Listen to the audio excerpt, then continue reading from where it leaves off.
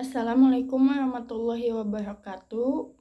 Perkenalkan, nama saya Melgis Gahneta dengan NIM 22416261201309 dari kelas MN22C.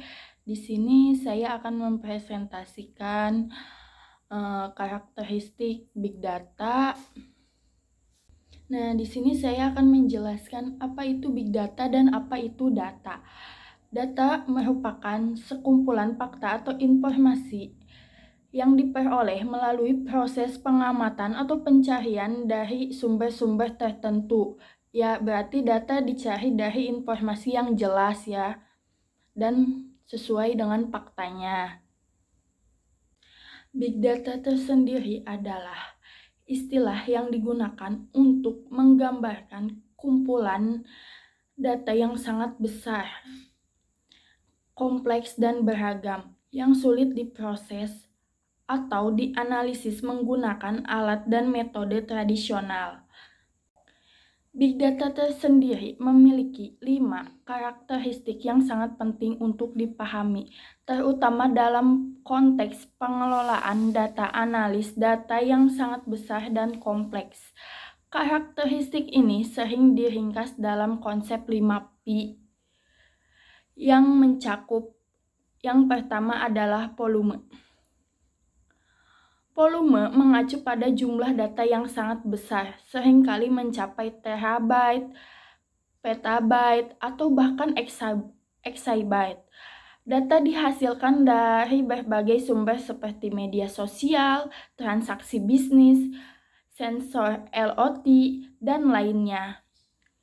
Volume yang sangat besar ini menentukan sistem penyimpanan dan pemrosesan yang canggih untuk mengelola dan menganalisis data secara efektif. Yang kedua, velocity atau kecepatan. Velocity merujuk pada sebuah cepatnya data yang dihasilkan dan diproses. Dalam banyaknya aplikasi big data seperti analisis media sosial atau transaksi keuangan, data harus diperoleh secara real time untuk memberikan wawasan yang relevan dan tepat waktu. Kecepatan aliran data sangat penting untuk respon cepat terhadap perubahan kondisi pasar atau situasi lainnya. Yang ketiga ada variety.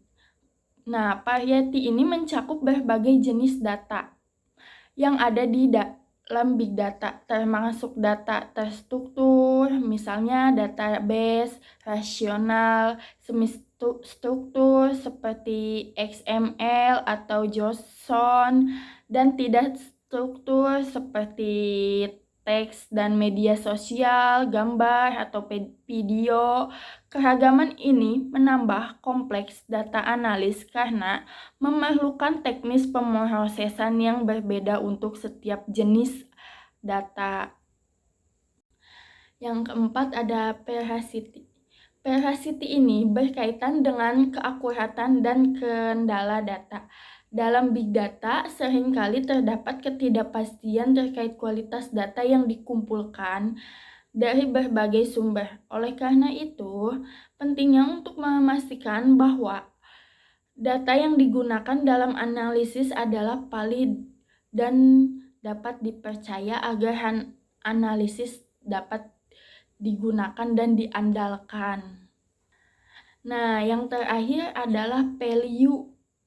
Nah, value sendiri merujuk pada nilai yang dapat diperoleh dari pengelolaan big data. Tidak semua data memiliki nilai. Oleh karena itu, pentingnya mengidentifikasi dan mengekstraksi wawasan berharga dari data tersebut yang dapat mendukung pengembalian keputusan bisnis atau strateginya. Dengan memahami karakteristik ini, organisasi dapat lebih efektif dalam mengelola data dan menganalisis big data untuk mendapatkan wawasan yang sangat berguna bagi pengambilan keputusan strategis. Perusahaan yang menggunakan big data contohnya adalah yang pertama Netflix. Netflix tersendiri mengumpulkan data tentang bagaimana pengguna berinteraksi dengan konten, termasuk peringkatan yang diberikan, pencarian, dan perangkat yang digunakan untuk menonton. Informasi ini memberikan wawasan mendalam tentang preferensi dan kebiasaan pengguna, memungkinkan Netflix untuk terus meningkatkan layanan mereka. Melalui strategi ini, Netflix tidak hanya meningkatkan kepuasan pelanggan, tetapi juga memperkuat posisinya di pasar streaming global. Lalu, yang kedua adalah perbankan atau yang biasa disebut dengan keuangan.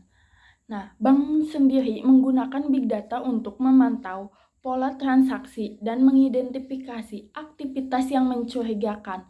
Dengan menganalisis data transaksi dalam jumlah yang sangat besar, bank dapat mendeteksi perilaku yang tidak biasa, seperti transaksi besar yang tidak sesuai dengan kebiasaan nasabah, sehingga mengurangi risiko kerugian akibat penipuan.